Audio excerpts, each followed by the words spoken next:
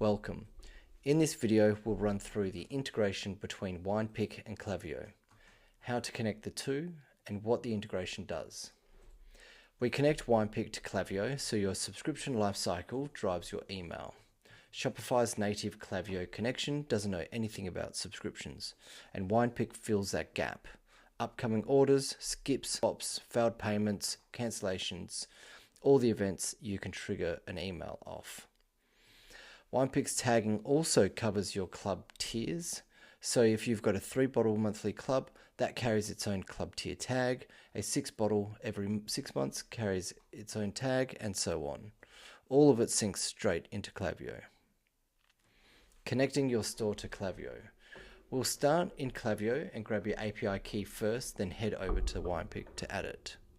In your Klaviyo account, click your business name at the bottom left, go to Settings, then General, and scroll down to API Keys and create a new API key. Make sure that is a private API key. Give it a simple name, something like WinePik Integration, and then grant full access and click Create. That exposes your key. So don't share this with anyone, and don't paste it into emails or hand it to anyone else. Copy it to your clipboard.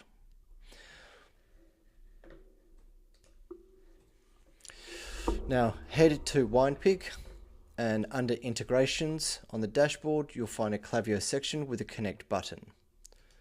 Click it and paste your key into the modal and then click Connect.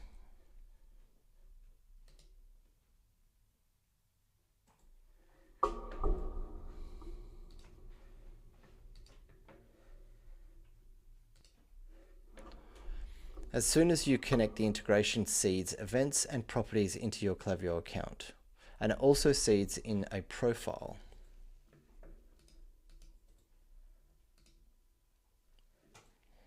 Ours is named Sam Taylor. You'll see it here with its seed email address. Open that profile and you see we've used it to seed in all of the different events. Here's subscription created. And you can see all the WinePik variables or properties, they go by names sitting on it. What that means in a flow where you're using subscription created as the trigger, so whenever someone starts a subscription, whether through admin or checkout, the emails you build can pull all of these variables in to personalize each customer. You can also check these metrics under Metrics, where you go to Analytics, then Metrics, and then filter by all integrations and APIs. In the future, we'll have a integrated Klaviyo partner, and WinePik will show up as its own option. But for now, we sit under API. Open that same subscription created event metric, and then you can have a look at the activity feed, where you can see those details and the variables. Building flows is simple once you understand the mechanisms behind them. In Klaviyo, navigate to Flows, which sits under Campaigns. Think of campaigns as your one-to-many, batch communication, and think of flows as your one-to-one. Flows happen when a trigger occurs, and those triggers or events are the ones that we've just seeded by adding the API. And each of those triggers will have its own properties. Properties such as what the plan name is, what the plan cost is. A property we also have is a link directly to the customer portal. These are all listed in our Klaviyo article, so simply look that article up in our help docs. Inside the app, you can open up the widget in the bottom right hand corner and find the articles there. When you go into Flows, get to the screen you want to by clicking on Build Your Own. From here, we have another button at the top right hand, Build Your Own. In this example, we're going to do the Wine Club upcoming billing reminder, and we're going to tag it as a subscription because it's a subscription flow. Click Create Flow, and then our next step is to choose our metrics. This is where we find our triggers. Go to APIs, and then it's just here with upcoming or order upcoming. As you can see, we have a whole heap of triggers that are based on what a member could be doing inside the subscription, as well as things like sending the portal link. So for this, we're going to do order upcoming. We don't need to change any of the re-entry criteria. This is going to happen multiple times. Simply click on save and confirm that trigger is the one you want. Next screen, we are presented with a few options here. This is going to be quite simple. We're going to be doing an email, and then we're also probably going to do a text message to show you how the properties work inside text messages. So simply drag the email across, and this will open up some editing tools on the left-hand side. We'll give that email a name, and then you can give it a subject line as well. Now, with our properties, you do have an ability to insert properties for triggers into the email subject line. That is up to you whether or not you want to do that, but those are available and they do work inside the subject line. For example, we could do the subject line as your next event WP plan name. So that's a WinePik plan name, order is coming. And we can set a preview text. The next step is to select your email template. I don't have any saved, so I'm going to create from scratch. What you would do is you would create a template for these types of emails, and you keep it quite simple. Maybe a logo up the top, and maybe a banner image, and then that's it. We want to keep these as more transactional than marketing emails. So we can see Klaviyo has taken on some of my colors. We've got our logo in here. We've got a beautiful blues. In here, we're going to drop in a text block, which is going to give it a little bit of padding.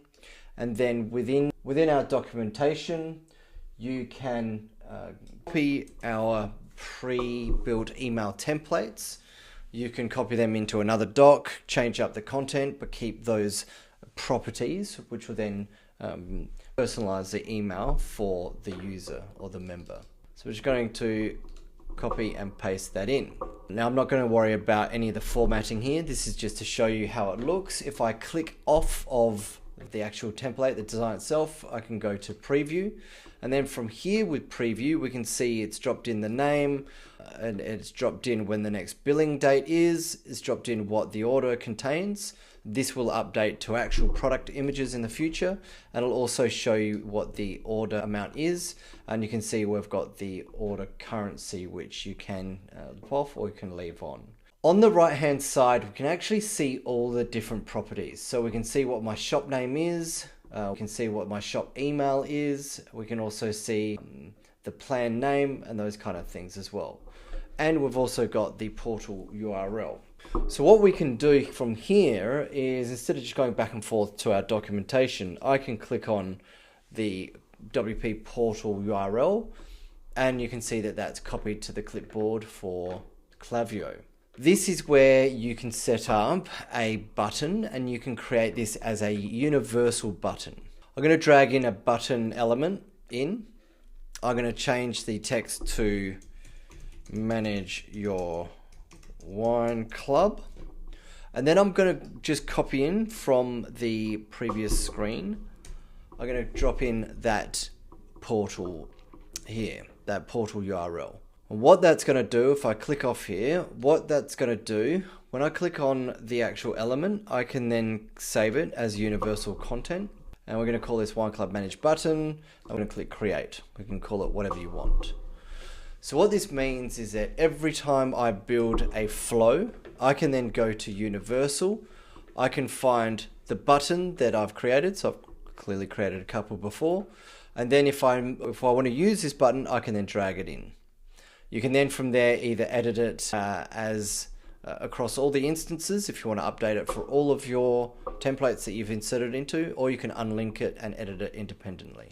So what this now means is that when we send this email, what will happen is we'll personalize, it will show all the information that it needs to for that member, and it will then have a link for them to click and go directly into their Wine Club portal to manage their subscription. Once you're happy with the email, we're not going to worry about this. We can click on exit, and then from there we can update the subject line and things like that. Just note that if we go done and we're back on this screen, when you update this here, you'll need to click on the save button down the bottom. I missed that, and that's why that previous email subject line didn't save. Anyway, no stress. The next thing from here is I have this is not a live Klaviyo account.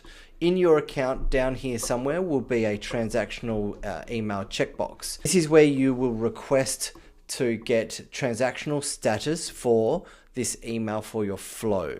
Transactional status means that the email will go through to the inbox, whereas marketing emails may get caught up and not go through at full deliverability. Klaviyo will manually decide whether or not this email is a transactional email or not. So for example, a welcome to the Wine Club email for a new Wine Club subscriber, they will not be approved for transactional. That's more of a marketing email. Next is to show you what it looks like for an SMS. So in this case, you might actually set a time delay. You might set it for maybe 3 hours after this email has been sent. You can click save. The next step from here, you can then drag in the text message, and the next step is you could send a text message as well. So you would then set your text message name, and then you would then click your content, and here you can drop in a message. In the documentation, we have some of these set up already. Okay, so here we can see hi, first name, your next plan name, order is coming on date, swap or update it here. So we can see how that has translated into a quick, easy text message that gives the end user, so here we actually have the URL, the link that will go into that portal to allow them to manage. Once you are happy with all of that, you've got to make sure that you've got the opt-out and other things. If for more information on how their SMS works inside Klaviyo, have a look at Klaviyo's documentation. Once you are happy, you would then go review and turn on, and you can make that live. A note, if you are migrating new or subscribers from one platform into WinePik, and your agency or WinePik staff can assist with this, we want to ensure that these emails are switched to draft and not live yet. Once your subscriptions are all in, then we would set all of your flows to live.